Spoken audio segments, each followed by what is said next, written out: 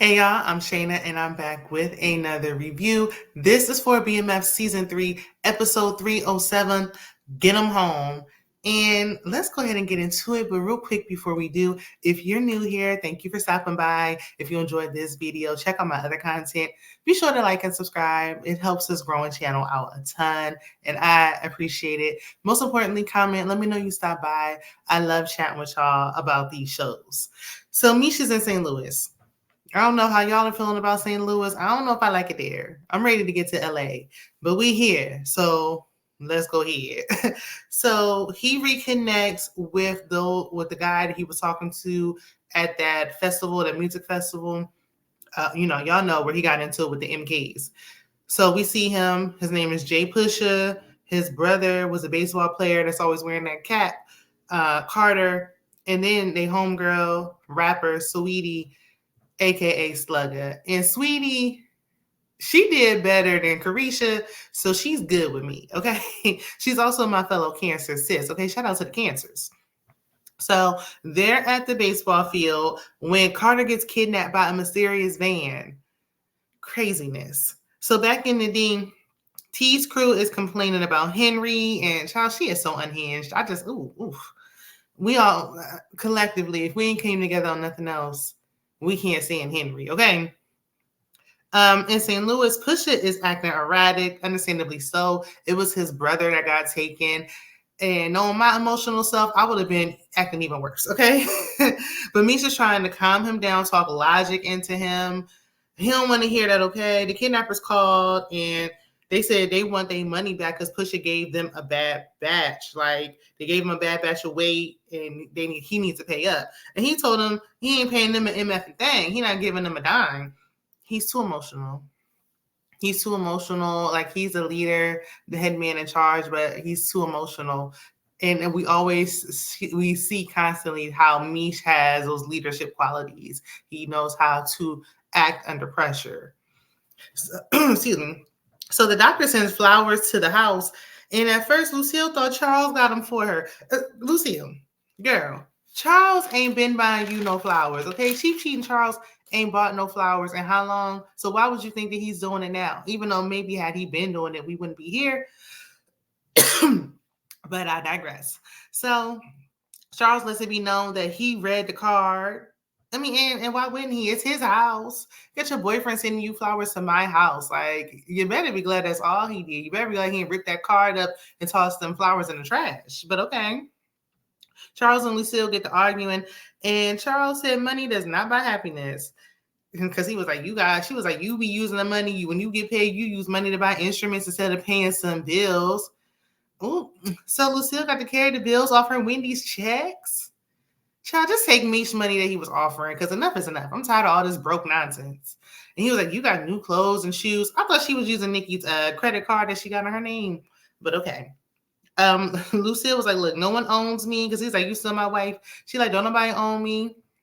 No, but he is your husband, girl. I mean, they ain't saying some random saying this. And she was like, I don't care about your little childhood de-slinging contest, this little pissing match. I don't care nothing about it. I will decide who I spend my life with. And I'm thinking, I didn't know the doctor wanted to spend his life with you. Okay, shout out to Eric Benet. But next we see Braxton. And I'm gonna call him Braxton because he ain't acting like no kingpin or nothing like that. He's still Braxton in my eyes. So he meets with Terry. He came bearing gifts for Terry's newborn child that he only sees in passing. And he told him the offer is off the table. He need to get Henrietta under control. Like, you ain't really running things like I thought you was. So at Jay Pusha Mama house, the kidnappers left a little gift for him. So his hitters went, they came back with a box, and it was one of Carter's fingers and some writing in blood. Who child, how he gonna put that baseball mitt on now? Who knows? So Miss Esther was like, look, you need to unalive them. Enough is enough. Miss Esther don't play. Clearly she know what he into. So Meech offers some of his pure weight to help the situation. But the kidnappers, they called Jay, and he told them he put money on their heads. That might not help the situation. Okay, I'm just saying. So Meech called T for some help, and T is annoyed that Meech is trying to save people and get in their business again. But that's what he do. That's why Meech always has good relationships, and why people don't want to work with Terry. Period. Jen has a moment with her dad as he tries to scrub the blood out of her rug. We might as well go ahead and wrap her storyline up. Ain't much left to see here. I don't think she's going to be around much longer. We can go ahead and wrap it up by the end of the season. We can let Jen go. She's been here longer than I thought she would. So Lucille's at Lawanda and Lawanda's mama's house in the projects while Markisha is up in the penthouse, okay? Lawanda is keeping her head above water, making the way when you can. Markisha is moving on up to the east side. Help me to understand how this makes any sense. So T comes in and Lawanda's annoyed, and I would be too if I was with 2 under 2 or whatever while he was out coming by here and there for 5 minutes at a time. Lucille defended her raggedy son, even though he can't even keep his kids. She's like, how about you keep them for a night? And he's like, I don't think I can do that. I don't know about all that. Wait a minute. I got you a van. Is that not enough? And Lucille's talking about he's a good daddy. Lucille, shut up. This don't got nothing to do with you. Mind your business. But these mamas going to defend their sons if they don't do nothing else, okay? So he said he got her brand new minivan. And I'm like, why does it have to be a minivan? She only got 2 kids, not 10. Would an SUV not suffice? Okay, fine. And Wanda was like, look, we need your presence, not your presence. We need your presence. We don't need those gifts. Say it again, Lawanda, louder for the people in the back, because I think a lot of men don't understand this. And I don't know if I feel so passionate about it. Like, I felt it personally. Okay, we need you to be present. Gifts are great, but they're not that great when you got her living in the projects and your girlfriend who's married living somewhere else. But anyway, you need to be present for your children. Bringing a gift and leaving is not going to cut it. But he's still a child. Anyway, he's so young and immature and silly. Lawanda leave, and Lucille tells T that he and his father are cut from the same cheating cloth. And she was like, "You gonna lose Lawanda, okay? You don't got no ties to that old cougar. She's not family." Child, he does not care about Lawanda. Lose her.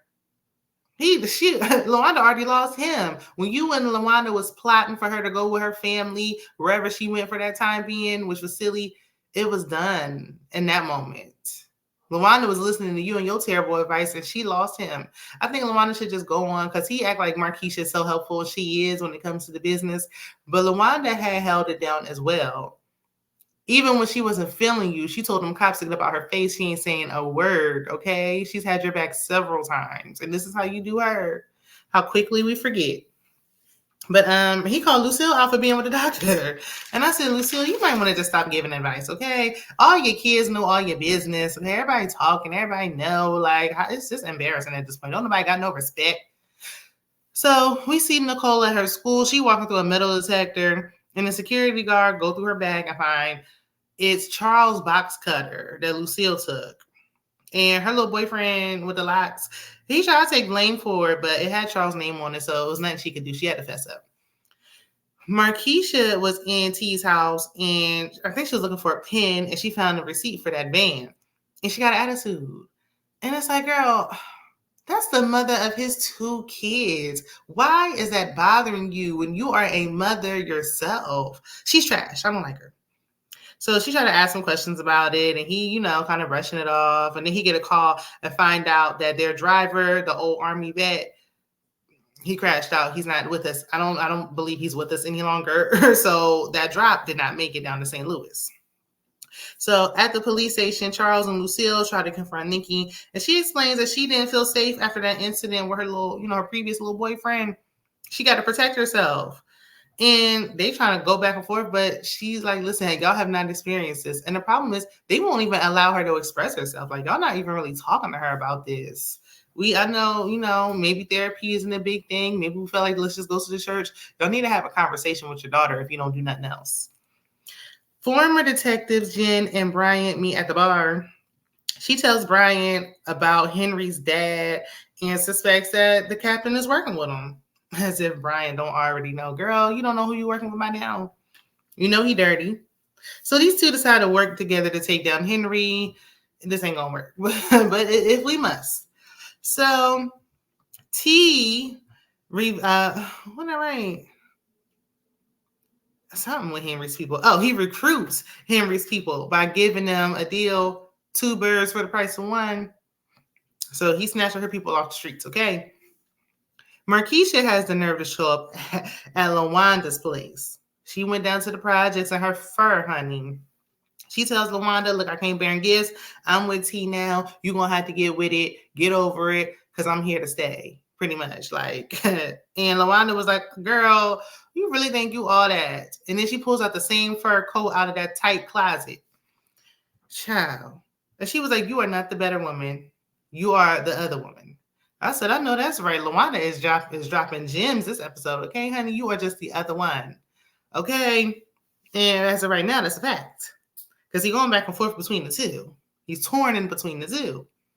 So Markisha, she was like, okay, but you've been going around looking like a great value version of me. And she was. Lawanda, I didn't like when he was doing that. I'm glad you stopped. Lawanda was like, okay, but you think you're the queen, I'm the real royalty because I have his blood. Child, him making you a single mama of 2 is not a prize, honey. I really wouldn't go around bragging about that too loud. I'm telling you, once you get to bragging and all that about a man who don't even like you, you start to look foolish. I would just shh. That wasn't a comeback that you thought it was. Like, Markisha getting more, and she only got his children. She getting more. She married with her own kids. So Lawanda told Markisha to take her gifts and go. And the mama was like, now, wait a minute now. Hold on. Don't take the gifts. Wait a minute. Leave the gifts behind, please. But she took the gifts and went. And I wanted to know what the gift was. But we'll never know now. So Markisha gets pulled over by some dude she used to fool with. He's a police officer named Vince. And I said, is that Calvin from Sisters? Shout out to my folks who watch Sisters. If you know, let me know. I'm pretty sure that's Calvin. And since he ain't on Sisters no more, yeah, he can come on over here. He left his number with her. So we'll see more of him later. Nikki's little boyfriend comes to check on her at the house, and she actually sneaks him in, child. And they share a little sweet, a little innocent kiss. It's a little teenage love affair. But girl, you was risking it all sneaking that boy up in your house like that. Okay, now she must really like him. Meanwhile, her mama is acting like the real schoolgirl, okay, getting busy in the doctor's car. Like, I couldn't go to the hotel. She want to do everything childish. Like, she want to do everything childish so bad so it could take her back when she was 17. Like, girl, let it go. So Markisha, she sets up this little meeting with Vince and then Terry at the same time. So they show up and they're like, who is? Who are you? Well, who are you? A mess. I don't like this. She's trying to test T. I don't like this. Like, she just gets on my nerves. And where are her kids? But I do think this is setting up something for something later to happen. Oop, hold on. Y'all, not me talking about Markisha kids and my own kids is in here running around. But anyway, so Jen goes to the gambling spot where Henry liked to hang.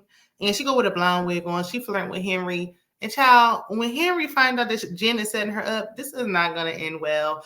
Let me know in the comments if y'all think Henry is going to be the one to take Jen out. Because the way it's going. And then the fact that we never even saw a funeral with Whitney Houston is just crazy. So Meech, Slugger, and I forgot the guy's name. Ugh. He's a dark-skinned guy with the shades on who met Meech at the park. I forgot his name. Anyway, somebody else. They pull up on one of the kidnappers, the one that had the fuzzy cornrows. And basically, after they pretty much jump him, well, not Meech, because Meech don't get his hands dirty. But after the other two basically jump him, he agrees to release Carter. So Meech tells Jay after Carter makes it home, he's like, you need to take that money off the kidnappers' heads. Bodies is bad for business. He does not play that. Like, they have like a, no violence policy that they try to stick by when they can. And Misha's like, I need a place down here in St. Louis. Like, because and Sweetie Slugger was like, you going to be here? He's like, I'm going to be back and forth. So, okay.